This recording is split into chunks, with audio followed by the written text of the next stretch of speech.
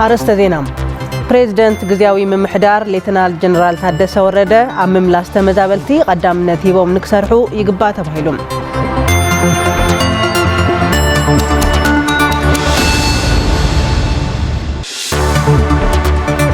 تنتاون تاريخاون قدام دبر دامو أبي يونسكو نممزقاب سرحتي جميرة لخويلو بيرو بحل توريزم تقراي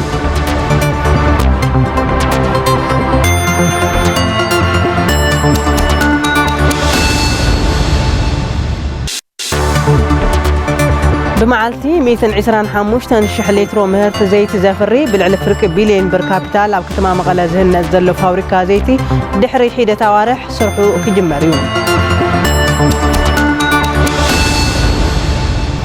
سعنا بليز خبركم تملكتي تلفزيون تقراي نساعد تحازنا يوم زيناتات كان جنتات بمقدام فليمنا لنا زيت تسفاي زينا بمسسايم علم تهاي حاجوس دما بمدايم ملكت قانقوا حبرناكم كنت هنا حجر طبطبات زعلتنا كنقدم ناي زعلت حجرتي طبطبات هاي لسلاسه قبر ميكائيل كاربلنايو تانحتكم سنه يخون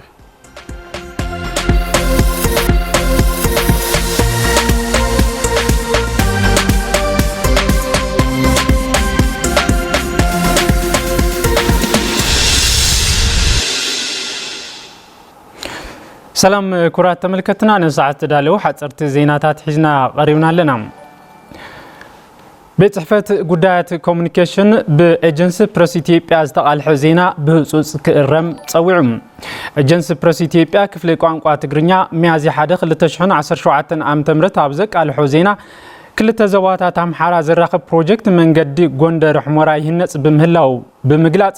حمورا أكل كل أمحارا غيرو بمقراب حق منقصاو تحسد زلو زينا حيزو وصيو كم زلو حبيرم از تكبار تراز أبصاب زينا زي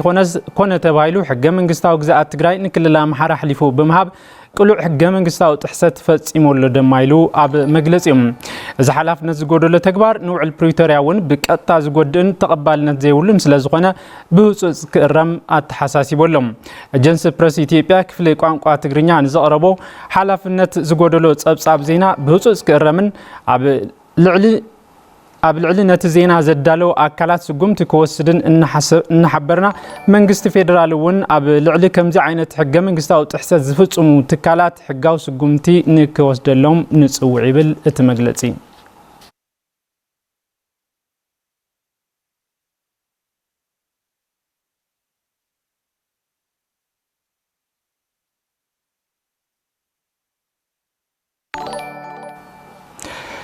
أمريكا شموت ليتنا جنرال تادس ورده نملؤ تكبرا وعلى بريتوريا زحجز يلا كم التأمن جليسام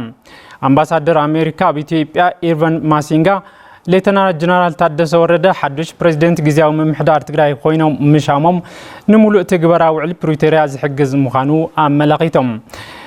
امباس أمريكا بزوصو مغلصي بمسارته على بريتوريا تمزابلتي نمربتهم كملسو تغبرا مطياش تملست حيلتات صتا كقصل حقن سرعتن كنجز سرحت داغم هنصتن حويتن تግራይ كتناقرن حقاون زيولهم منقسقاساتن ركباتن دو كولن جنرال تادس ورده بمسارة زاتو مصوعه كسرحو يوم زبل امنت كم زلهم ون غليصهم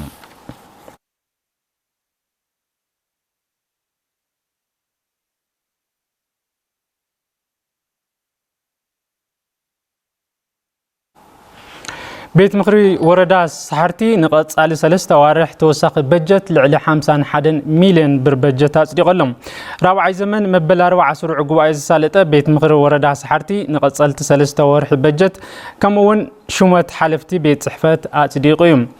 افغواي بيت مخري وردا سحرتي ايت ادم دسالو كم وردا زغاطمنا صقماتن فتناتاتن مفتاح كله كربارب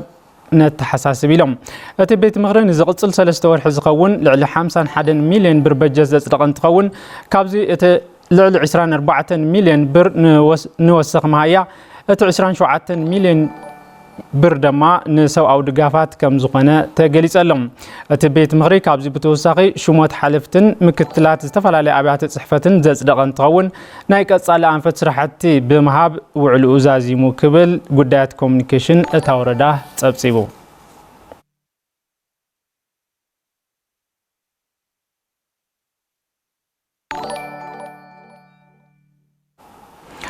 نخلت ملو قداماي برك ابيات تمرتي وردا حوزين 360 ومبر حجز تغيرلن اتستغبر حجز ومبر بروجكت قلطف ملاش حويت تصاورنتن بغونص نستغدو محبرسبن UNEPS زتباله تكال كم زخونن 120 ومبر نمولو قداماي بركي بيت تمرت مغاب 240 ومبر دما نمولو قداماي بركي بيت تمرتي ماريام زلا كم زخونه تغليصيم اتحز تغير زل حجز ومبر اتتكال ابتن ابيات تمرتي ناي زجمرو مدب داغمن صتن حويتن مقصلتا كم زخونن ابتن ابيات تمرتي كمالو استتحزو بروجكتات لمعات درجه بدرجه نمملا كم زسرح نون تحبيرلهم نتستغبر حجز ومبر زتركبو رئسان ممهران اتن ابيات تمرتي بوغنم اتزتغبر لهم حاجز ومبر اب كيد ممهر مستمهر نزنبرهم سفح صقم بمطونو كمزق قلللهم بمحبار كالو تولدتن فتوتن غبرت سناي تكالات اندما زكالهم حاجز كغبرو تلابيوم كبل غدات كومونيكيشن ورد حوزين صبصيبوم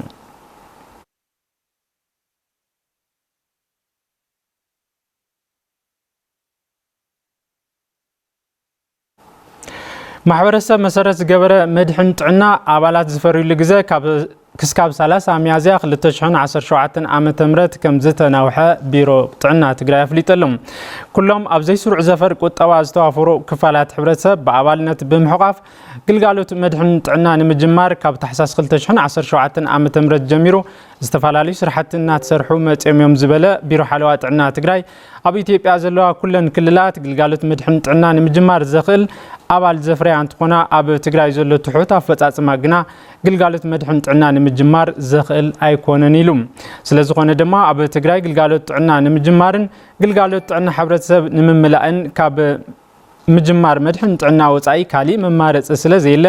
አባላት መድሕን ጥዕና ዝፈርዩሉ ግዘ ንሳልሳይ ግዘ ክስካብ 30 ሚያዝያ 2017 ከም ዝተናውሐ ገሊጹ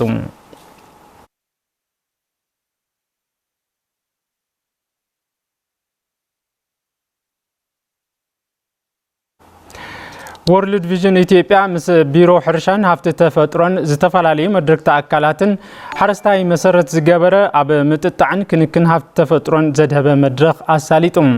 تجراي ببرك عالم بسرعة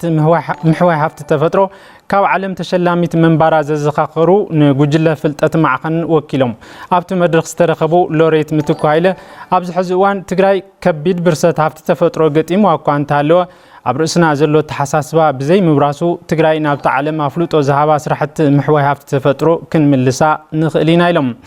اب وورلد فيجن ኢትዮጵያ ጨንፈር ትግራይ መተሓበረ ፕሮጀክት ሓረስታይ መሰረት ዝገበረ ምጥጣዕን ክንክንን ሃፍት ተፈጥሮ ትግራይ አይተክን ፈመዝገበ እቲ መድረኽ ዛጊድ ዘለው ብሉጻት ተሞክሮታት ንምልዋጥን ዘጋጥሙ ጸገማት ገምጊምካ ንቀጻሊ መፍትሒ ንምንዳይን ዝዓለመ ምዃኑ አረዲኦም ክብል مسارحتنا هاي لمنكيل قسسه تصبصيو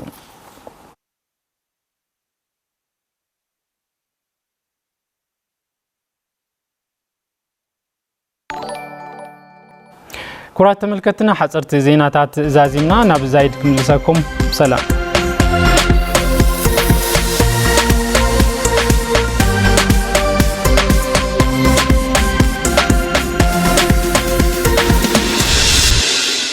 بزرزر نمرأينا بزحرنا يوم زعباتات يكسجر أبز حلفوا خلت عمتات أب تجبرا وعلى بريتوريا زرقنا يوم دخمتات بمقرم سمع معنا وعلى بريتوريا ملينا نمتكبر ملع عمتات مرة راح تجراين حزب تجراين كنت كمين لهم بريزيدنت قد يوم محدار تجراي ليتنال جنرال تحدث وردم توم بريزيدنت نزبلوا مقابل 3 كل تشحن 10 شوعات عام تمرت أب شمت بريزيدنت نت انتقبلوا أب زم حلالفوه ملختيم قنت كحساي زرزر حزالان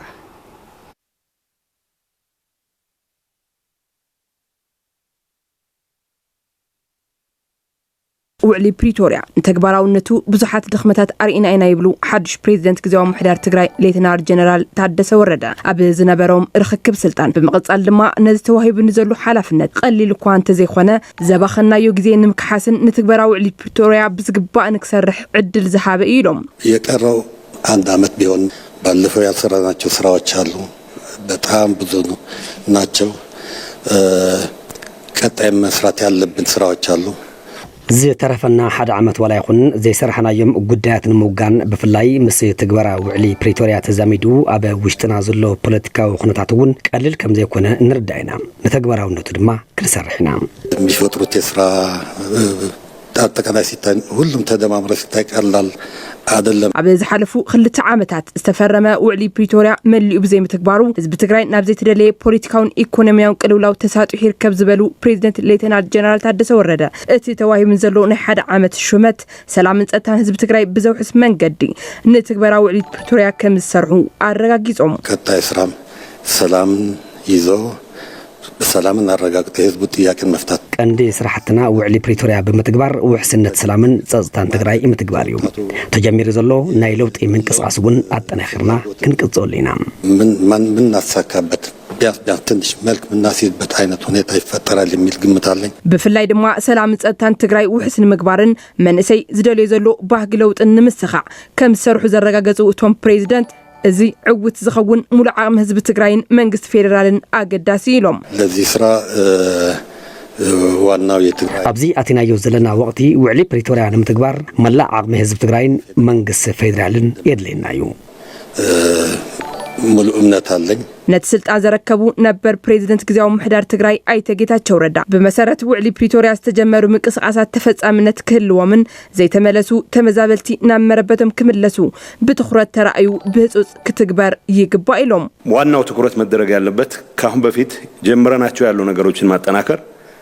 ቀንዲ ትኩረት ዘድልዮ ጉዳይ ቅድሚ ሕዚ ጀሚርናዮም ዝነበርና ብምጥንኻርን ብፍላይ ድማ ፖለቲካናን ሰላምናን ኣብ ምብልሻው ዕዙዝ ግደ ዝጻወት ዘሎ ውዕሊ ፕሪቶሪያ ብምሉእነት ዘይምትግባርን ተመዛበልትና ዘይምምላስን ስለዝኾነ ንተግባራውነት ውዕሊ ፕሪቶሪያ ብፍሉይ ትኩረት ክስርሕሉ ኣሎ ሁኔታ ልዩ ትኩረት ተሰጥቶት መሰረት የሚገባው ነው የሚል እምነት አለኝ ውዕሊ ፕሪቶሪያ ብሙሉእነት ብዘይ ምትግባሩ ንምዝራግ ሰላም ህዝቢ ትግራይ ምክንያት ኮይኑ ይዝበሉ አይተ ጌታቸው ረዳ ሰላምን ጸጥታን ህዝቢ ትግራይ ንምውሓስ ተዋዲድና ክንሰርሕ ኢና ኢሎም በአሁኑ ሰዓት በዚህ አይነት አካሄድ እንድንቀጥል የወሰንን እንደሆነ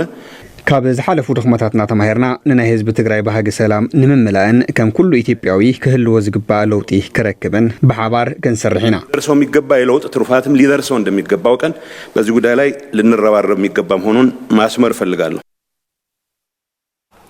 ንዝሓለፉ ክልተ ዓመታት ምክትል ፕሬዚደንትን ሓላፊ ካቢኔ ሴክሬታሪያት ሰላምን ጸጥታን ግዚያዊ ምምሕዳር ትግራይ ኮይኖም እናገልገሉ ዝጸንሑ ሌተናል ጀነራል ታደሰ ወረደ 30 መጋቢት 2017 ዓ.ም ፕሬዚደንት ግዚያዊ ምምሕዳር ትግራይ ኮይኖም ከም ተሾሙ ይዝከር ሌተናል ጀነራል ታደሰ ወረደ ኣብ ቃልሲ ህዝቢ ትግራይ ዝነበሮም ብጽንሕትን ተሞክሮን ድማ እንታይ ከም ዝመስል መሳርሕትና ተስፋይ ታደሰ ኣዋዲድና ኣሎ መቕረቢኡ ድማ ተስፋ ዝጊ ዓስበ እዩ ኣብ ማእኸል መቐለ ተወሊዱን ኣብታ ከተማ ዝዓበየን ተምሃራይ ቤት ትምህርቲ ሃፀይ ዮሃንስ እናሃለወ ኣብ እዋን ንእስነቱ ናብ ቃልሲ ዝወረደ ወዲ ወረደ ብ2 መጋቢት 1968 ዓ.ም ናብ ሜዳ ወፂኡ ኣብ ዞባ ምብራቕ ትግራይ ማርዋ ኣብ ዝተባሃለ ተዓሊሙ ድማ ብዕሊ ተጋዳላይ ሕወሓት ኮይኑ ኣብቲ እዋን ክልተ ጋንታታት ሕወሓት ጥራሕ ዝነበራ ኮይነን ሓይሊ ወያነ ናብ ዝብል ጋንታ ከም ዝተመደበ ይግለጽ ካብ 1969 ዓ.ም ክሳብ 1972 ዓ.ም ኣብ ዝተፈላለዩ ብርክታት መሪሕ ኮሚሳር ወይ ድማ ፖለቲካዊ ስርጸት ኮይኑ አገልግሉ እዩ ካብ መወዳእታ 1972 ዓ.ም ክሳብ መጀመርታ 1974 ዓ.ም ድማ ኮማንደር ቦጦሎኒ ክሳብ ፍርቂ 1979 ዓ.ም ድማ ኮማንደር ብርጌድ ኮይኑ መሪሑ እዩ ኣብ ትሕቲ እቲ ኣዝዩ ግኑንን ፍቱውን ወታደራዊ መራሒ ጀነራል ሓየሎ መርኣያ ዝነበረ ተጋዳላይ ታደሰ ወረደ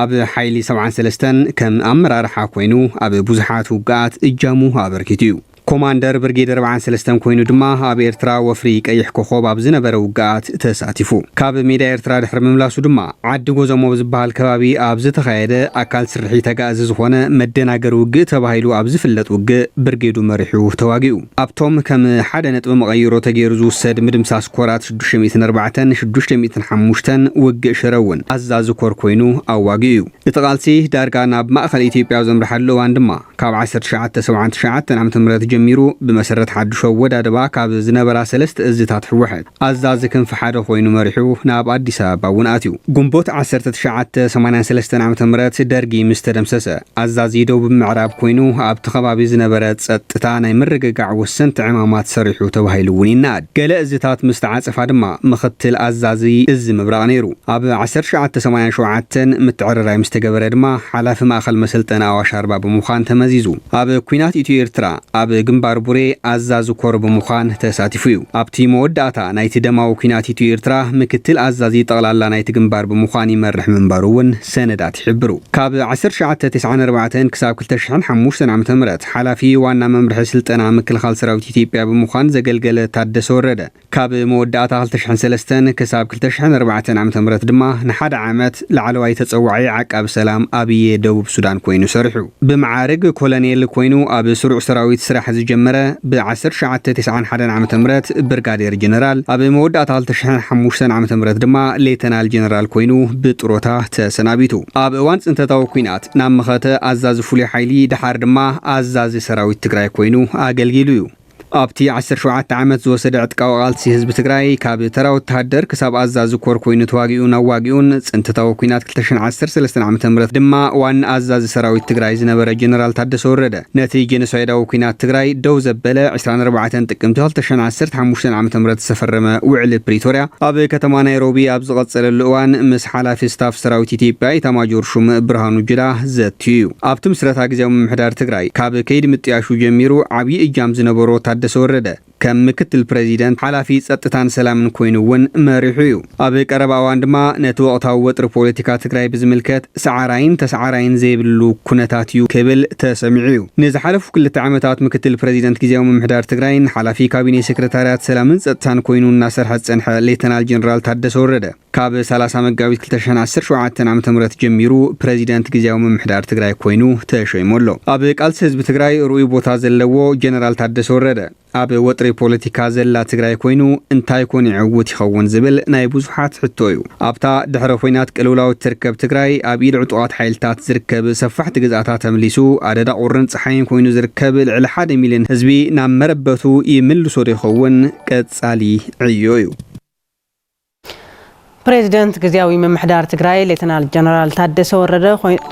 ኣብ እዋን መሪሕነቶም ኣብ ምምላስ ተመዛበልትን ምርግጋጽ ግዛኣታዊ ሓድነት ትግራይን ዝጭበጥ ስራሕ ክሰርሑ ተጽቢት ንገብር ኢሎም ቴሌቪዥን ትግራይ ዘዘራረቦም ነበርቲ ከተማ መቐለም ነቶም ነበርቲ ዘራሪቡ ዝርዝር ዘሰናደልና ሃፍቶም ገብረ ዮሐንስ እዩ ሓቢርና ንከታተል ካብቲ ጊዜያዊ ምምሕዳር ዝተመረጸ ንጽቡቕ ተጽቢት ማለት ሓለፈ 2 ዓመት ኣብ ልዕሊ ህዝቢ ትግራይ ዝነበሩ ጸገማት ኣብ ተመዛበልቲ ኣብ ተወረረ መሬት ምምላስ ኣብ ሰራዊት ወር ኣብ ብሙሉ ዝነበሩ ጸገማት ብሙሉ ክፈትሕ ተጽቢት ንገብር ጽቡቕ ንጽበ ሰላም ንጽበ ዝኹሉ ዓመት 4-5 ዓመት ኣብ ቴንዳ ተቐሚጦም እዞም ተመዛበልቲ ብኣግባቡ ክምለሱ ሓደት ሰላም ካብቱ ንእሽቶን ተጀሚሩ ነበረ ብዝበለጸ ሰላም ከረጋግጸልና ካብኡ ድማ ተንተቐመጣ ውዕሊ ፕሪቶሪያ ተቐመጠ ነጥብታት ምስ ፌደራል እውን ተስማሚዑ ልመጸው ብተግባር ክንሪኦ ካብ ዲዲአር ጀሚሩ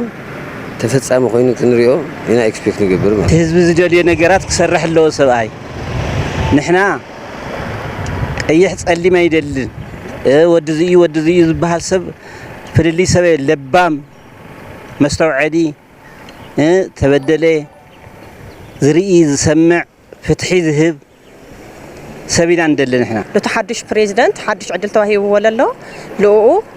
ብልተኸኣለና ኣብ ጎኑ ኮይና ብምድጋፍ ሓደ ተመዛበልቲ ላቦቶም ክምለሱ ምግባር ቀዳማይ ስራሕ ክኾን ዘለዎ እዩ ኢለ የልሐስብ ካልኣይ ትለሎ ካብ ዕዳጋ ጀሚርካ ኣብ ዕዳጋ ዘሎ ኩነታት ናህሪ ዕዳጋ ልግበር ካብ ዘይሕጋውያን ነጋዶ ጀሚርካ ኩሉ ነገር ክስተኻኸል ሙሉእ ትግራዋይ ኣብ ሓደ ዓሲሉ ለሓደ ዓይነት ዕላማ ጠጠው ኢሉ ስለ ትግራይ ክሓስብ ጸገሙ ኣብ ምፍታሕ ልምዓት ምስላጥ ኩልና ተጋሩእና ኩልና ኣብዛ ቃልሲ ኣብዛ ዝነበረት ጭንቂ ኣብኣ ተሳተፈናና ስለዚ ኣብዚኣ እውን ሓድነቶም መስጢሞም አንደበቶም ገይሮም ንህዝቢ ካሕሳኹ ሕሰቦ ንጽበለና ትግራይ ትስዕርና ወዲኦም ተሰውዮም ምክንያቱም ሓደ ትግራይ ስለልኾና ትግራይ ሓንቲ እያ ሃምተጋሩ መጠን ለለ ክነሓብር ይለለና ብዝሕልልወሉ ዓመታት ርኢናዮ ለይንፈልጥ ና ሚድያ ነጻነት ያው ኸዚእና ንርኢ ኣለና ትግራይ ቴሌቪዥን ይኹን ድምፂ ወያነ ይኹን ተባህልዎ ወይ ተላእኽዎ ነገር ካብ ምትጋር ወፃኢ ሞዮኦም ዝፈቐዶ ዓቕሞም ዝፈቐዶ ነገር ፀገም ህዝቢ ትግራይ ኣብ ምዝጋብ ነገር ኣይኖሪ ኸዚእና ንርኢ ኣለና ኸዚ እንደገና እዚ ሞር ተጠናኺሩ ክቕፅል ክኽእል እኒአዎ ጸጸታ ዝምልከት ጸጸታ ሲኢና ቤተ ክርስቲያን ሓሪሙና ለይቲ ኣይንኸይድ ለይቲ እንተኸድና ሃንጊ እናቐጥቀጦና እናሕደጉን መዋይልና ነብስና እናቐጥቀጦ ስለተሸገርና ቤተ ክርስቲያን ሓሪሙና ፍትሒ ንጽበ ተቐጻሊ ሕጋዊ መንግስቲ ክሻብ ዝመጽእ ትግራውን ጽቡቕ ገይሩ ከስተኻኽሎ ኣብተን ሲቪክ ማሕበራት እውን ነፃ ኮይነን ለህዝቢ ከገልግላ ኣብና ህዝቢ ፀገም ክሰርሓ ክገብር ኤክስፔክት ንገብር ሓሸን ወጣት ሓቃፍ ዝኾነ ስራሕቲ ንኽስራሕ እዩ ናተይ ኤክስፔክቴሽኑ ኩሉ ሰብ ስለ ሰላም ክዝምር ስለ ሰላም ክንቃለስ መናእሰይ ልሃ መናእሰይ መጠን ና መናእሰይ መድረኻት ክስፋሕፋሕ ና ሚድያ ነፃነት ክስፋሕፋሕ ሰብ ሃም ድሌቱ ሓሳቡ ክገልጽ እዚ ልኻ ልእሰረሉ ልጥቃዓሉ ለይኾነስ ሃም ድሌቱ ሓሳቡ ገሊጹ ክነብር ካብኡ ና መናእሰይ ስራሕ ዕድል ክፍጠር ምክንያቱ ብሰንኪ ስእነት ስራሕ ብዙሓት መናእሰይ ብዘይ ሕጋዊ ስደት ይስደዱ እዮም ኣብ ዓመት ለለ ህንደይ ኣሕዋትና ናሰኣና ኢና ንርከብና እዚ ነገር እዚ ጠጠው ክብል ኣብ መናእሰይ ሞር ትኩረት ተገይሩ ክስራሕ ኣድነ ትግራይ ትወኽየሉ ግዜ ከብቅዕ እየ ልብል ዜናና እናቀጸለ ዝኸበርኩም ተመልከትና ብሳተላይት በማሕበራዊ ሚድያ ፌስቡክን ዩቲዩብን ቴሌቪዥን ትግራይ ኢኹም ምክትታል ትርከቡ ንዓና መሪፅኩም ሰና ስለ ዘለኹም እውን ኣዚና ነመስግን ጥንታውን ታሪኻውን ገዳም ደብረ ዳሞ ኣብ ዩኔስኮ ንምምዝጋብ ስራሕቲ ጀሚረ ኣለኹ ኢሉሎ ቢሮ ባህልን ቱሪዝምን ትግራይ እቲ ቢሮ ነዚ ዝገለጸ ገዳም ደብረ ዳሞ ኣብ ዩኔስኮ ንምምዝጋብ ምስ ዩኒቨርሲቲ ዓዲግራት ብምትሕባር ዕላዊ ምጅማር ምድላው ሰነድን ስርዓተ ምሕደራ ሓድግን ሰነድ ስምምዕ ኣብ ዝተፈራረመሉ እዋን እዩ ኢየሩሳሌም ገብረ መድህን ተወሳኺ ዝርዝር ሒዛላ ኣብ ዞባ ምብራቕ ትግራይ ወረዳ ጉሎ መኸዳ ዝርከብ ኣብ 537 ዓመተ ምህረት ብሃፀይ ገብረ መስቀል ዝተሃነፀን ብብርኪ ኢትዮጵያ ፈላማይ ገዳም ምዃኑ ዝንገረሉን ጥንታዊ ገዳም ደብረ ዳሞ ብብርኪ ዓለም ክፋለጥን ኣብ ዩኔስኮ ንኽምዝገብን ቢሮ ባህልን ቱሪዝምን ትግራይ ምስ ዩኒቨርሲቲ ዓዲግራት ብምትሕባር ዕላዊ ምጅማር ምድላው ሰነድን ስርዓተ ምሕደራ ሓድግን ኣብ ዝምልከት ሰነድ ስምምዕ ተፈራሪሙ ሓላፊ ቢሮ ባህልን ቱሪዝምን ትግራይ ዶክተር ኣጽብሃ ገብረ እግዚአብሔር ገዳም ደብረ ዳሞ ኣብ ዩኔስኮ ንኽምዝገብ ሕቶታት ካብ ህዝብን ኣገልገልቲ ገዳምን መጽእ ምንባሩ ብምሕባር ነዚ ንምምላስ ድማ ምስ ዩኒቨርሲቲ ዓዲግራት ብምትሕባር ናብ ስራሕ ከም ዝተኣተው እዮም ዝገልጹ ናይ ገዳም ህይወት መሰረት እዩ ደብረ ዳሞ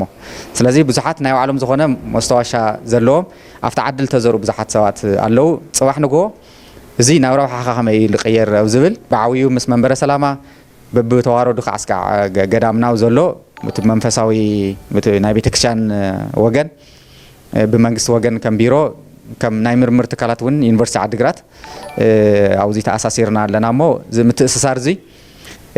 ኣብነታዊ ዝኾነ ምትእስሳር እዩ ኢልና ኢና ንወስዶ ኣብ ዩኒቨርሲቲ ዓዲግራት ምክትል ፕሬዚዳንት ምርምርን ኣገልግሎት ማሕበረሰብን ዶክተር ገብረኪዳን ተስፋይ ብግዲኦም ዩኒቨርሲቲ ዓዲግራት እቲ ገዳም ኣብ ዩኔስኮ ንኽምዝገብ በጀት መዲቡ ይሰርሓሉ ከም ዘሎ ይሕብሩ ካብቱ ናይ መንግስቲ በጀትና በጀት ሰሊዕና እውን ክንሕግዝ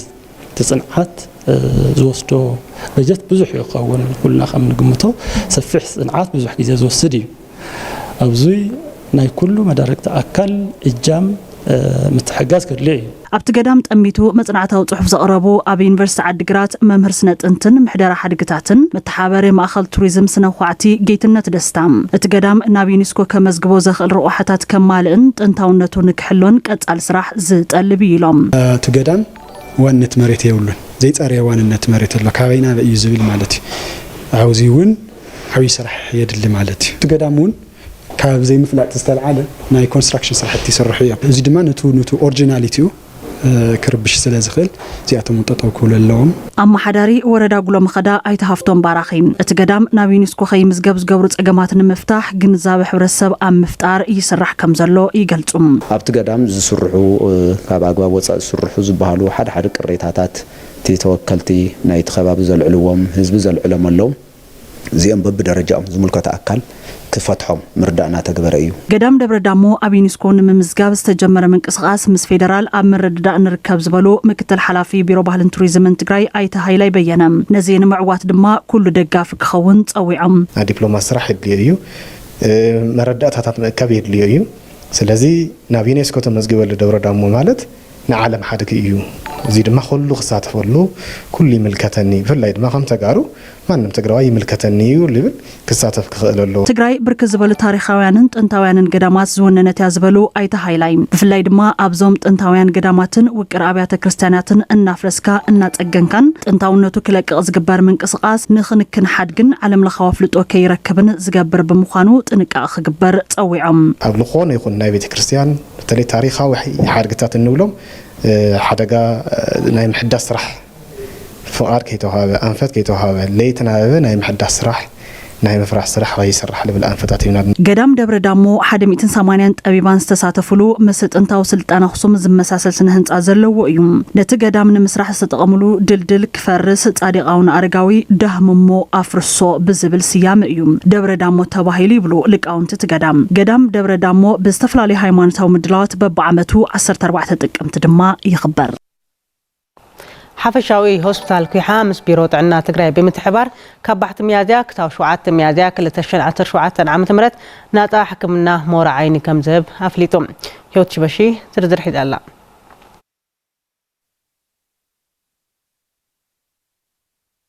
ሓፈሻዊ ሆስፒታል ኩሓ ምስ ቢሮ ጥዕናን ዓለም ለኻዊ ትካል ኩሪ ብላይንድነስን ብምትሕባር ካብ 1 ክሳብ 7 ሚያዝያ 2017 ዓ.ም ናፃ ግልጋሎት ሕክምና ሞራ ዓይኒ ንምሃብ ከይድ ምርመራን መጥባሕትን ከም ዝጀመሩ ኣካየድ ስራሕ ሓፈሻዊ ሆስፒታል ኩሓ ኣይተመረሳ ገብረስላሴ ሓቢሮም ካብ ሎማዓልቲ ጀሚርና እስካዕ ዕለት 7 ገርና ኣለና ኣብዚ ከዛ አቂድና ዘለና ስኬጁል ደገና ል1200 ልዕሊኡ ኢና ንሰርሕ አቂድና ዘለና ስለዚ ክሻዓ ከዚ ልዕሊ 1000 ስክሪን ገርና ኣለና هذا الشخص غونو سوات سكرين غيرنا لنا تحموم تالي ولا شحن 500 لعلين كنسرح نخلينا خذ اونلي تينك احنا ناي ترانسبورت مخنيات بمغار سب كيقنسنا تزي خوينو كندز مصيمصا انا مسرح عقمهم زلنا الى اجر منقدنا صاويتنا كنقرو ندل مالتي بكندي اب حمام مورا عينن صغور عينن تخرتي ومسرح كم زلو زحبروا اب بروجكت كوري بلايندنس حباري وفرتات ايت تسفاي تخل ماريام من قلت حمام مسعد من حضور حمام زمص مخانو يردوم مورا عيني ببزحات مسعد مزتحاحز حماميو بتوسخ جن كالو توسختي مخنياتات اللوم بفلاي اقولنا خباب بزنورو ناي قرر ناي صحايون حدا من قليو توسخت ناي حمامات كم ناي دم ناي دم يكون ناي سكر حمامون نزي ناي مورا عيني قلطيفو نخعز قلطيفو نخمصم وي نخمعبل زغبر عند مخنياتيو بسان محكم ገንዘብ ንብዙሕ ዓመታት ክሳቀዩ ከም ጸንሑ ዝሓበሩ ተጠቀምቲ ትዕድል በዚ ድማ ክድሕኑ ተስፋ ከም ዘለዎም እዮም ዝገልጹም ጽልመተትን ላኹ ና ገረወይተይ ግን ኣብዚ መጽንት ማዳሕነ ዋይ ክኸድ ኣላኹ ኣሸክታ ሽፍና በለትኒ ዋይ ነጋለምና خلግናለም ላ خزام ዝድበለ መርሐት ንብዚ ተባለ ኣነ ለላዚ ተጻኹ ናብ 5-6 ዓመት ይኮኑ ብጎና አይን ከላኸለይ لا توم دموص لولا حانت عنقفات قبر لو جنايو اي مخخي جنايهم اي بسلي لاولو لعولنا خازقن عدل قبرنات مالي احلفومنا تسفن بتاعنا እቶም ተሓከምቲ ካብ ዝተፈላለዩ ካብታት ትግራይ ተውጻጹን ኩሉ ወጻዮም ቱ ሆስፒታል ከም ዝሽፍነሎ ብዝሓበሩ ኣይተ ተስፋይ ሕብረተሰብ ነዚ ተረድዩ ተጠቃምቲ ዕድል ክኸውን ጸዊዖም ነፃ መጥባሕቲ ነፃ ሕክምናን ነፃ መጓዓዝያን ነፃ ምግብን ኢና ነቕርብ እዚውን በኪርድ ብላይንድነስ ፕሮጀክት ዝቐርብ ድጋፍ እዩ ኣብ ካሊእ እዋናት ካብ 20000 ሳብ 30000 ዝውድእ እዩ መጥባሕቲ እዚ ኣብዚ ሕዚ ንገብሮ ዘለና መጥባሕቲ ግን ውፂታው ብዝኾነ ብዝለዓለ ሰሞያ ኢና ተሓጊዝና ኢና ንሰርሖ ዘለና ስራሕ እዚ ስለዚ ነፃ ብምዃኑ ነዚ ዕድልቲ ተጠቃማይ ክኸውን ኩሉ ሕብረተሰብ እግረ መንገድና ጻውዒት ክንገብር እንደሊ ኣብቲ ወፍሪ ናፃ ግልጋሎት ሞራ ዓይኒ ሕክምና ንልዕሊ 1200 ወገናት ክሕከሙ ዓሊሞም ሰርሑ ከም ዘለው ድማ ንምፍላጥ ተኻኢሎም በሳንኪ ጆኖሳይዳው ኩናት ዝዓነወ ጣብያ ጥዕና ዕዳጋ ሕርበት ብዩኤን ኦፕስ ብዝመደበው ልዕሊ 30 ሚልዮን ብር ተጸጊኑ ግልጋሎት ሕክምና መሃብ ጀሚሩ ነበርቲ ተኸባቢ ጽገናት ጣብያ ጥዕና ግልጋሎት ሕክምና ብቃረባና ንኽንረክብ ኣኽኢልና ኣሎ ኢሎም መለስ አባዲ ዘዋደዶ ትሕዝቶ ገብረ መስቀል ኪሮስ ይካረበልና بسنكي جونوسايداو كونيات عانيا زنبرت وردة أسجد طابع عداق حبرت التركب تكالت عنا ينوبس بزمدبو لعلي 30 مليون بروز أي تسجينا تمريغام ብቀረባ ይግልገልሉ ዝነበረት ጣብያ ጥዕና ብጸላእቲ ብምዕናዋ ኣብ ጸገም ወዲቖም ከም ዝነበሩ ዘዘኻኸሩ ነበርቲ ትካሎም ዳግም ተጸጊና ንኣገልግሎት ክፍቲ ምዃና ባታ ከም ዝፈጠረሎም ይዛረቡ ካማ ይኹን ካብቲ ህንፃ ይኹን ኣብ ናይ ሶላር ኣጠቃቅማ ይኹን ብጣዕሚ ጽቡቕ ተሰሪሑ እኒአ ማለት እዩ ስለዚ ብጣዕሚ ደስ ዝልና እዚ ጥዕና እዚ ናብ ሆስፒታል ዓብይ ሆስፒታል ዓብዩ لكن بزح حزب العكاب 50 شهر لعل زساتة في طابية بمخانو نابزل عليه مولئنا يحكمنا سمايا تمدي ومو بقول هنصا حدا بلوك توسيغنا يزح برتسبنا بقربا قال اقل هزون كالي تسفا خمزلنا اينا تسفا نقبر زلنا مالت كعيزه تفتحلو مرحيت يولن كعيزه تفتحلو حقايم يولن كعيزه تفتحلو استفاد ملكعو نزعنا زي زقلقل عامن سوميان ايتمدولن بزي مدور مساحيه قلطعتان عام مدلتن يركبل ስለዚህ ነዚህ ምፍታርማ ድጋፍን ዝተፈላልየ ማያን ዓይኖም ሪኦም መስከሉ ኣመሓዳሪ ወረዳ ስገደ ኣይተ ዘርኣይ ሃይለም ጸገም ሕብረተሰብ ኣብ ግምት ብምእታው ነቲ ስራሕቲ ብፅሬትን ቅልጣፈን ንኽፍጸም ብትካል ዩኤንኦፕስ ንዝተወገነ ስራሕ የመስግኑ ኣተባባሪ ትካል ዩኤንኦፕስ ካውም ዳ ኣሮን ብትካሎም ይጽገና ዘለዋ ትካላት ጥዕና ኣብ ዝተተሓዘለን ግዜ ኣገልግሎት ክህባ ጻዕሪ ይግበር ምህላው ይገልጹ In this health facility we managed to ኣብዚ ጽገና ትካላት ጥዕና ፋርማሲ ሓዊሱ ዝተፈላለዩ ኣገልግሎታት ንኽህብ ኣብ ግምት እቲና ብምስራሕ ኣብ ብርቂ ምዝዛም በፂሕና ንርከብ ኣብዚ ስራሕትና ብዝግባእ ንኽንሰርሕ ምምሕዳርን ህዝቢ ወረዳ ስገደን ዝገበሩልና ትሕብብር ከመስግኖም ፈቱ So I would want to appreciate the community particularly of this ወረዳ ሓላፍ ቢሮ ጥዕና ትግራይ ዶክተር አማኑኤል ሃይለም ወረዳ ስገደ ካፕተን ብኩናት ዝተሃስያ ከባብታት ትግራይ ሓንቲ ምዃና ብምግላጽ ቢሮ ጥዕና ምስ ዝተፈላለዩ ትካላት ገበርቲ ሰናይ ብምትሕባር ዛዕነዋ ትካላት ጥዕና ብምጽጋን ኣገልግሎት ዝህባሉ ዕድል ንኽፍጠር ጻዕሪ ይግበረሉ ይብሉ ብድሕሪት ገንዘብ ዝሃበ ባንክ ዓለም ወርልድ ባንክ ንብሎ ከምኡውን እቲ ገንዘብ ተቐቢሉ ድማ ነቲ ፕሮጀክት ኣብ ትግራይና ንሰርሐልና ንዩኖፕስ ካብ ልቢ ክነመስግኖም ንደሊ ጣብያ ጥዕና ዕዳጋ ሕብረት ቅድሚ ጽንተታዊ ኩናት ንዕሊ 50,000 ወገናት ኣገልግሎት ሕክምና ትህብ ከም ዝነበረት ተሓቢሩ ዜናና ይቀጥል ሎ ዝኸበርኩም ተመልከትና ጸብጠባት ቢዝነስ ኢና ሓዚ ድማ ክንርኢና ልማዓንቲ ጸብጠባት ቢዝነስ ለዋም ገብረ ኪዳን ያክተቀርበልና ሓቢርና ንከያተል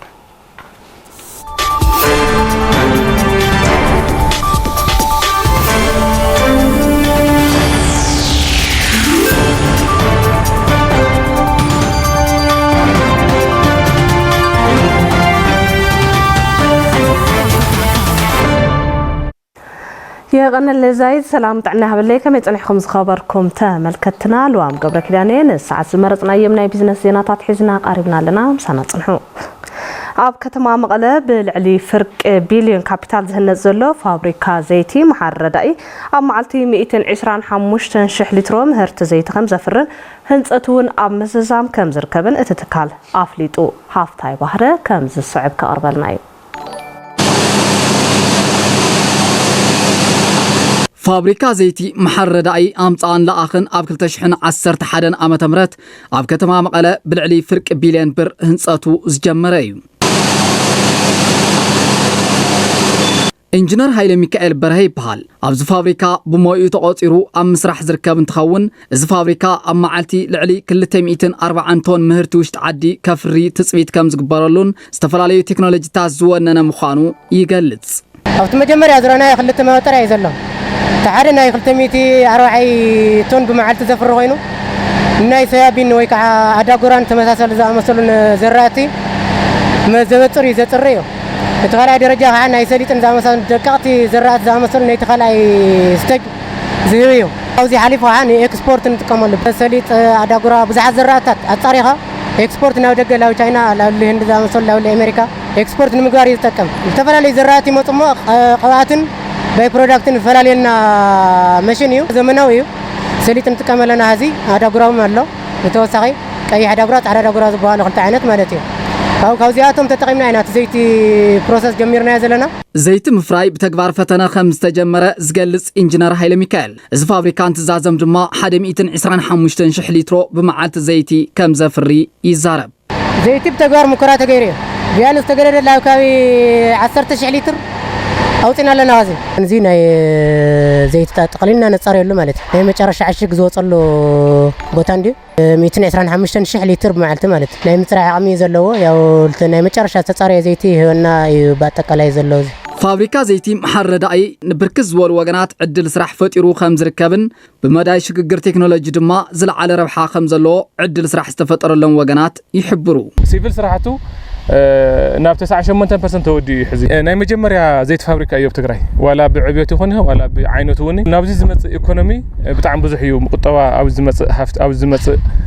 ዝፈስስ ተጠቃሚ ሸቃለ ካብ ሸቃለ ጀሚሩ ክሳብ ሶማያታት አውዚ እዩ ፕሮሰስ ልግበር አውዚ ፓክ ልግበር ኢምፖርት ሰብስቲት ምግባር ናይ መጀመርያ ፈላሚ ድርጅት እዩ አቶ ማህር ረዳይ ኣብ ትግራይ ኢሉውን ኤክስፖርት ናይ ምግባር ኣብ ትግራይ ናይ መጀመርያ ፈላሚ ካብ ረዳት ጀሚሮም ላሞያተኛ ንቀይሮም ለና ጽባሕ ከምዚ አይነት ዘይት ፋብሪካ ከመጽእ ተሎ እንደገና ናይ ስራሕ አምፓወር ሕጽረት አይህሊ ሙሉ ናይ ህንድና ናይ ጀርመን ኮምፖነንት እዩ ሶም የመጽዮም ነሮም ዚ አሴምብል ከገብርዎ ሎኦ ማትሪፍና ኢና ንሕና ኢምፖርት ሰብስቲት ምግባር ተለይኾነስ እቲ ቴክኖሎጂ ሰብስቲት ውን ገብር ለና ማለት እዩ እዚ ፋብሪካ ኣብ ዝሕዚ እዋን ኣብ ምዝዛም ከም ዝርከብ ዝገለጹ አካያድ ስራሕቲ ፋብሪካ ኣይተይርጋ ብርሃ በመንጽር ዕድል ስራሕ ድማ ካብ ሶሞያ እስካብ ዓበይት ኮንትራክተራት ኣብዚ ፋብሪካ ይሰርሑ ኣለዉ ኢሎም ኦይል ሚል ዝበሃል ክፍሊ ሪኢኹም ኣለኹም ሶ ፕሮዳክሽን ጀሚሩ ኣሎ ንቀፂሉ ዘሎ ሃው ትሪቦ ዘለኹም ዓበይት ታንከራት ፋርም ታንክ ይባል የን ኦልሞስት ወዳ ኣለዋ ዝተወሰነ ፓርቲ ዝተርፈን ኣለዋ እዚውን ኩሎም ዳርጋቶም ማሽናት ተገጢሞም ተወዲኦም ቅድሚ ፕሮዳክሽን ክስርሑ ዝግበሩ ከም ኢንሱሌሽን ኮፐር ትሬሲንግ ዝበሃሉ ስራሕቲ ንሶም ምስራሕ ንርከብ ኣለና ድሕሮና ፕሮዳክሽን ኣትወሉ ዕድል ኣብ ቀረኦዋን እዩ ስጋሕ ዘብዛ ትካል እዚኣ ሰለስተ ሲቪል ኮንትራክተራት ተሳቲፎም ኣለዉ ሓደ ኤሌክትሮሜካኒካል ኣብ ግልጋሎት ሓይሊ ኤሌክትሪክ ዝበጽሕ ዘሎ ምቁርራጽን ሓይሊ ምንኣስን ሕጽረት ነዳድን ድማ ነቲ ፋብሪካ ዓብዪ ዕንቅፋት ምዃኑ ፍታሕ ክግበረሉ ኣይተይርጋ ይገልጹ ደደቢት ማይክሮ ፋይናንስ 147 ሚሊዮን ብር ልቃሕ ንምድፋዕ ዘበናዊ ሕርሻ ከም ዝመደበት ኣፍሊጣ ደደቢት ማይክሮ ፋይናንስ ሓረስታይ ኣብ ሕርሻ መካናይዜሽን ንምሕቋፍ ዓሊማ መስርሕ መደበኛ ልቃሕ ኣብ ምትግባር ከም እትርከብ ገሊጻ ብመሰረት እዚ ድማ ኣብ ወረዳ ራያ ዓዘቦ ጣብያ ዋርግባ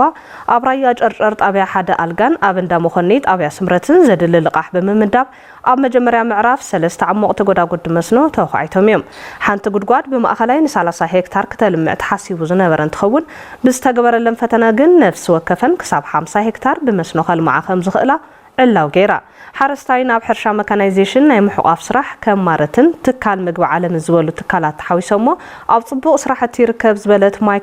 ማይክሮ ፋይናንስ ደደቢት ተወሰኽቲ 4 ንልምዓት መስኖ ዝኾና ጎዳጉዲ ኣብ ራያ ዓዘቦ ጣብያ መቻረ ተኳዒተን ኣለዋ ኢላ እዘን ጎዳጉዲ ብዝተገበረለን ፈተነ ነፍሲ ወከፈን ካብ 60 ክሳብ 70 ሄክታር ብመስኖ ክለምዓ ከም ዝኽእላ ድማ ሓቢራ ኣላ ነዞም ጎዳጉዲ ሓዊሱ መስኖ ንምኹዓትን ካልኦት ተወሰኽቲ ጠለባትን ደደቢት ልዕሊ 147 ሚሊዮን ብር ልቃሕ ከም ዝመደበት ሓቢራ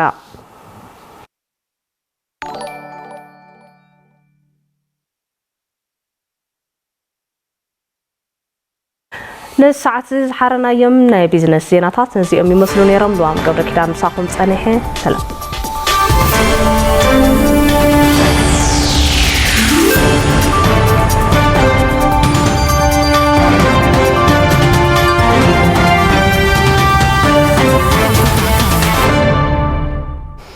መዛዘሜ ጽዋዕ ዋንጫ ባንኪ አንበሳ ከመውን ግጥማት ሻምፒዮንስ ሊግን ካልኦት ጸብጸባት ስፖርትን ካቀርበልና ድማ ክብሮም ተስፋይ እናተጸበይና ኢና ኩሮም የከሰጋግረኩም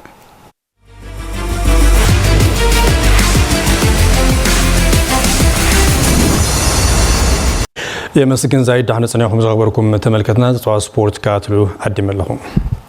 በብዘቡ አብስተኸዱ ግጥማት ኩዕሶ እግሪ ዋንጫ ባንክ አንበሳ እና በመዛዝም ውድድር ዝሓለፉ ጋንታት ካብ መጻ 18 ሚያዝያ 2017 ዓመተ ምህረት ጀሚሩ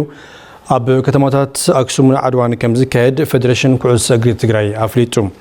60 ጋንታት ኩዕሶ እግሪ ደቂ ተባዕትዮን 4 ጋንታት ደቂ ኣንስትዮን ኣብ ውድድር ሳተፋ ኮይነን ካብ ከተማ መቐለ ጋንታት ኩሓ ሲራክ ጋንታ ምዕራብ ትግራይ ሆስፒታል ሃርመኒ ጋንታ ዓቋር ልቃሕን ቀመር ከምኡ ድማ ማርስ ካብ ዞባ ደቡብ ምብራቅ ትግራይ ጋንታት ሃፄ ዮሃንስ ሃገረ ሰላም ዓዲ ጉደምን ሳምረን ካብ ዞባ ምብራቅ ትግራይ ጋንታት ዛላምበሳ ብዘትን ወልዋሎቢን ካብ ዞባ ማእከል ትግራይ ጋንታት ራማ ዓዲ 4 ሓይለ ኣክሱም ቢ ጭላሳ ፋየር ደንበስኮ ዓድዋ ማይለምን ከተማ እንትጮን ካብ ዞባታት ሰሜን ምዕራብን ድማ ጋንታት ሸራሮ ሽረንዳ ስላሴን ስሕሉ ሽረን ካብ ዞባ ደቡብ ትግራይ ጋንታት መኾንን ኮረምን ናብቲ መዛዘም ውድድር ከም ዝሓለፋ ፌደሬሽን ኩዕሶ እግሪ ትግራይ ኣፍሊጡሎም እቲ ውድድር 18 ሚያዝያ ጀሚሩ 2 ግንቦት ድማ መፈጸምታ ክረክብ እዩ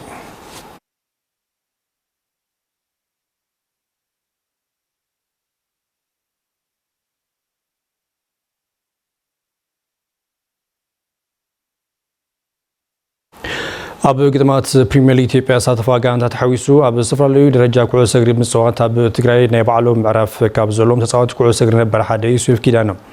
ኩዕሶ እግሪ ትግራይ ንኽዓቢ ፈለማ ኣብ ውሽጢ ዓቕሚ ጠመተ ተገይሩ ክስራሕ ከም ዘለዎ ድማ ይዛረብ ጽጋቡ ዘፍረ ዘራሪቦ ከም ሰብ ክራርብ እዩ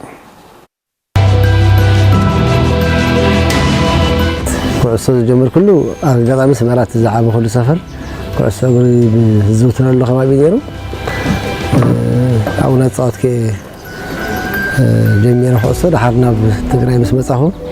ምንቅስቃስ ስፖርት ከም ሓድሽ ዝጅመር ነይሩ 86 85 ክለባት ብዙሓት ኣይነበረን ተነባራት በዓል ኤልፓ ነይረን ምክር ቤት ናይ መዘጋጀት መቐለ ነይሩ ድሓር ዳሉል ትበሃል ጋንታ ነይራ ካብ ኤርትራ ዝመፁ ተጋሩ ተኣኻኺቦም ብሰብ ሃፍቲ እናተሓገዙ ብመሰረትዋ ጋንታ ነይራ ታባይ መጀመርያ ኩዕሶ እግሪ ጀሚረ ድሓር ዳሉል ዝነበረት ጋንታ ናብ ጉና ኩባንያ ምስ ሓቆፋ ድማ ጉና ቀፂለ ማለት እዩ ኣብ ክለባት ኣብ ትግራይ ተንዛሓየላ ክለባት ጉናን ትራንስን ነይረን ኣነ ኣጋጣሚ ኮይኑ ኣብ ክልቲአን ናይ ምጽዋት ዕድል ረኺበ መጀመርያ ጉና እየ ነይረ ድሓር ጉና ናብ ፕሪሚየር ሊግ ኢትዮጵያ ትሓልፍ ከላ ናይ ፕሪሚየር ሊግ ፀወታ እናተንቀሳቐስካ ስለዝኾነ ብድሕሪኡ ካብ ጉና ወፂአ ናብ ትራንስ ኣትየ ኣብ ትራንስ 2 ዓመት ዝጸናሕኩ ትራንስን ናብ ፕሪሚየር ሊግ ኢትዮጵያ ተጸምቢራ ማለት እዩ ኣነ ብዛልባት ናይ ኩዕሶ እግሪ ፍቕሪ ኣብ ቤተሰብና ኣሕዋተይ ኩሎም ተጻወትዮም ምዕባይ ናይ የማነ ናይ ጉና ካፒቴን ነይሩ እዚ ኩዕሶ ክንጻወት ኮልና ባሎን ክንጻወት ኮልና ብሙሉእ ፋሚሊ ዝኣቱ ኣደይ ጥራይ ዘይተኣቱ ሜዳ እምበር ኣቦይ ኣቱ ነይሩ ኣሕዋተይ ኣትዋ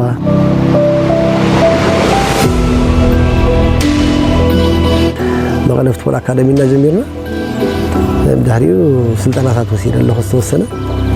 ናይ ጀማሪ ስልጣኒ ናይ ካፍ ዲ ላይሰንስ ወሲደ ብድሕሪኡ ከዓ ቪድዮ ኣናሊሲስ ነይሩ ኣዲስ ኣበባ እዚ ናፍቲ ኣሰልጣንነት ተመሊሰ ኣለኹ ማለት እዩ ስለዚ ሕዚ ሙሉእ ቀልበይ ምስ ቆልዑ ቀዳመ ሰንበት ኣብ ዩኒቨርሲቲ መቐለ ስልጠና ማሃብ ዝሰርሕ ዘሎ ኣብ ትግራይ ዓብዪ ሃፍቲ ናይ ኩዕሶ እግሪ ብዙሓት ቆልዑ ሸሓት ዝኾኑ ቆልዑ ኪዳታት ኣሎ ሕዚ ንውሽጥኻ ምእማንን ዘይምእማንን ይመስለና ንውሽጥኻ ተኣምን ተኾንካ ዝኽፈል መስዋዕትነት ተኸፍል ኣለካ ናይ ባዕልኻ ጫወታ ተፈሪ ተኾንካ እቲ ዝህሉ ክትሓልፎ ዝግባእካ መሰናክላት ክትሓልፎ ድልው ትኾን ኣለካ ውፅኢት ምስ ኣበየ ጀርመናውያን እንታይ እዮም ገይሮም ን5 ዓመት ካብ ዝኾነ ይኹን ውድድር ንባዕሎም ኣግሊሎም እቲ ዝነበረ ሃፍቲ ናብ ግራስሩት ኣውዒሎም ን5 ዓመት ሰሪሖም እዮም ድሕሪኡ ንዓለም ተቋፂሮም ነይሮም ንብራዚል 6-7 ጎል እቶም ስዒሮም ነይሮም ማለት ስለዚ ኣነ ንውሽጥና ተንርኢ ብል ከምቲ ኩሉ ነገርና ንውሽጥና ካብ ምርኣይ ንጀምር ንብለዘና ትኩዕሶ እውን ካብኡ ፈሊኻ ዝርአ ይኹነን ሰብሰባ ስፖርት ስለተኸታተልኩም ክቡራት ተመልክተና ነመስግን ናብ ዛይድ ክምልሰኩም ሰንክስ